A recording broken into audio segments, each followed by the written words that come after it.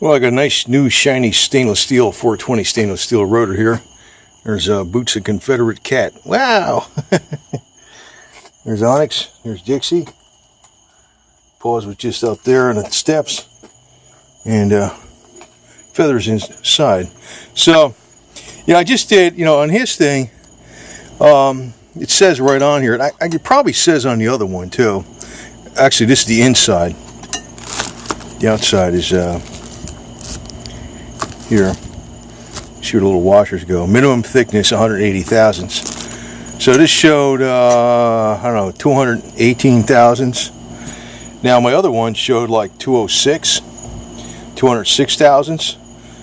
Plenty well within the specs for not being worn out. It had another,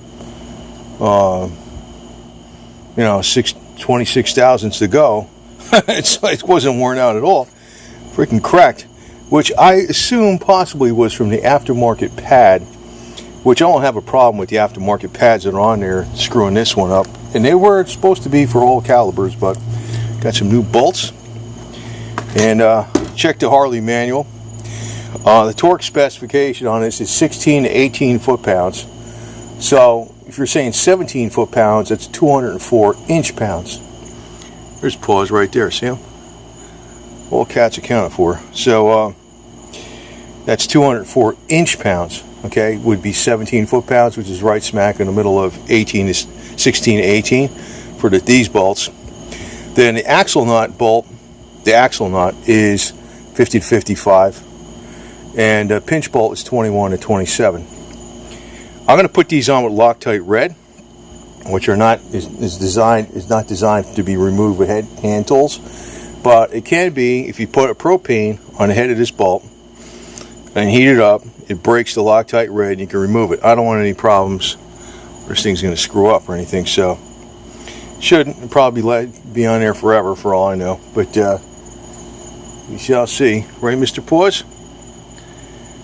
This is my old Harley manual. I've got taped together. I'm going to probably put it in a book. I had this manual forever, ever since the bike was new. It's been used quite a bit. Right? What are you doing? You want to see what I got over here? Anyway, and I just got this in a little bit before 4 o'clock this afternoon, but I had to go somewhere this evening and this afternoon and this evening, and I just got back. So I've got a few hours here to nighttime to put this thing in. These guys are getting a little more friendly with me too, huh? Are you going to be okay? See that? Yeah, he's getting a little more friendly with me. Oh, shit. Well, I took off the old disc. You got to use it's a T40 Torx wrench. It's got the Torx head. What the hell is that wrench head, man? That's right. Well, anyway, it's around here somewhere. It's one of those things. It's got the Torx head bolts on them. So they're Torx head, right? Now, obviously you can see the little bit of blue on the old bolts. They said to use brand new Torx bolts. That's usually what Harley says, and that means you throw away the old ones. Now when they sell you the new ones. I got these out of JP Cycles. They're replacement bolts, and they don't have like the coating on them, the Loctite coating. Now I found where the Harley said to use brand new Torx bolts on a stator, and I got this from the machine shop and the guys that build the bikes and stuff. They just use Loctite red, the actual thread locker, not the blue. And like I said, if you got to take it out, you got to put a torch right on here to heat up the bolt, and then it breaks the Loctite and it comes off. So I'm going to torque these. I'm going to put the Loctite blue on there, and I'm going to put them at 200 inch-pounds, which is pretty much right in smack in the middle of 16 to 18 foot-pounds, and call it a day. And also this notch right here is for the speedometer cable right there, which is also like a spacer too. You can see that little notch on a speedometer cable. That goes in here. You want to line up the notch with the disc, with the notch on the wheel. And there's a little insert that goes in the back of this thing too. I guess it's for different size wheels. Now this came with some washers. I don't know what the hell you use the washers for, because they don't fit in here, and you wouldn't put them on the outside. And the other one didn't have washers, so they're not going on there. It's just going to get installed exactly the way it was from the factory. And also, yeah, there was a marking here, minimum thickness 180 thousandths. This was at 206 thousandths, well within spec. I think they're like 220, brand new. And look at the crack. We're from here to here. You know, that crack was probably starting, and it wasn't like that visible. Like, yeah, I just probably, you know, if I really looked at it really hard, I probably would have seen it before. I already looked at the back wheel with a really strong light, and I also used 2 power reading glasses to look at it really, really careful. I didn't see no crack. But like I said, since I have a single disc brake up front, and I'm using this brake a lot harder than the rear brake, because you don't want to use the rear brake real hard, you'll lock up the rear wheel, man. That's usually what a lot of people do, and they use too much rear brake. You're supposed to use a lot more front brake. Well, if you got dual disc, you don't have to give it as much.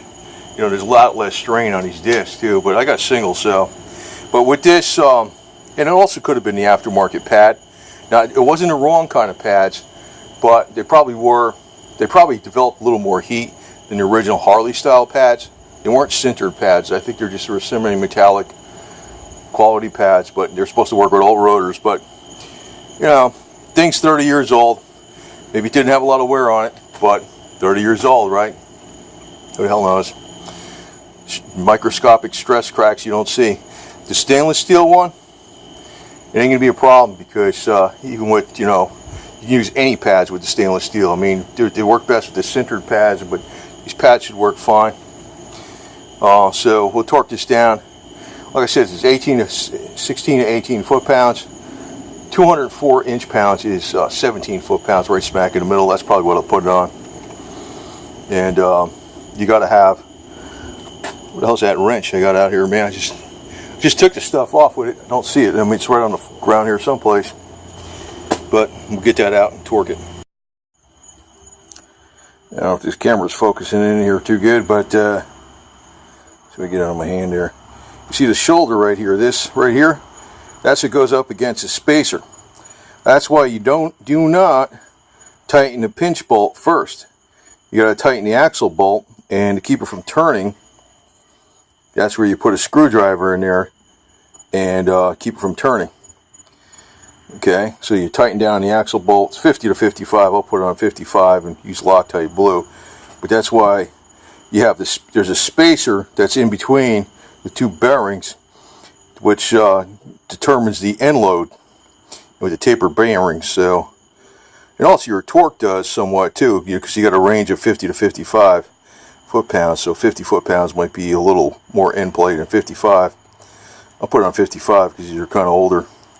That's why you don't tighten that pinch bolt, because this little shoulder right there has to, you know, it might stop that shoulder from going in as far as it should. Little Dixie's getting here, curious here, man. He's been coming up to me a lot more, so that's cool. Little kitten, about 5 months. This was the Torx head. I was using this one right here for taking off and installing the screws on the rotor itself. These screws right there. That bolt there, that's the axle nut. That's 50 to 55 foot-pounds. Again, the rotor bolts on this bike, it's an 89 Sportster, 16 to 18 foot-pounds. Also, this thing, I heard you want to actually have this hole facing forward, because if it faces up, it can whistle like a bottle. Like, you know, you're blowing the top of a bottle, it goes. Some people hear a whistle. I was like, whatever. So I installed it that way. This bolt is 21 to 26 foot-pounds. I used an inch-pound wrench, a little more accurate. You know, you got to put one of those Allen wrenches in there so this doesn't spin when you're tightening it down. Also, when I put this tire on, you know, I line it up with a screwdriver first. I put a screwdriver through here before I put the axle through, and a lot of grease on the axle. I also use some boards at an angle. Yeah, a lot of grease in there. mucho grease. Yeah, it should be good. Should be good to go. So, anyway, that's a wrap. Just filled it up with 30 pounds of air. It's bike's ready to go. I mean, I might put the ride-on permanent motorcycle, special for motorcycle tire sealant in there later. See how it rides. I'm gonna take these little stickers off of here though. Yeah, I'm gonna take these off too. Let's save these. Put these well, cute Avon front Roadmaster, whatever the hell they are. I'm gonna take the back. I gotta take the stickers off the tires and do that. How about that, huh? And put the little valve on there. This thing, right there. So should be all set to go, man. Should be good for another 10,000 miles or something. Tires and stuff. So, am I going to go ahead and do the primary chain right now? Maybe not. I might get a clutch cable for it too, and go ahead and, well, look for a damn wrench over here. Use this stupid thing. Nothing. Just wanted to make sure this is not super tight, but under snug. So, yeah. So I might do the primary. The primary chain should be okay. Probably just change the oil in the primary and the transmission down there. But I know that's probably gonna need to be changed too. So, but when I do that, I might change some bearings in there, like the little clutch bearing and stuff, the clutch cable. That's why I might put it off a little longer. I got the gasket and the shift shaft seal for it, so, and a chain and a engine sprocket. But I might put that off a little longer. Probably just going to use the damn thing for a little while, and should be okay. Feel a lot better with new tires and new rotor and new wheel bearings greased. Oh yeah, got to do the neck bearing up here. There's probably a shitload of grease in it though. And do this thing. I take that bolt out of there. You see it right there's a bolt, right? I tapped the bolt. I tapped that in there so you could I take that bolt out and I put a large grease fitting. I just pumped this thing up with grease, this whole thing. As long as these damn things don't get dried out, man. I mean, that's 90% of it, man. Freaking water infiltration. Not just them being dry. Well, having a little bit of grease. If there's any water that gets in there, man, that's what freaking kills all these bearings. So, anyway, I should be good to go. Over and out.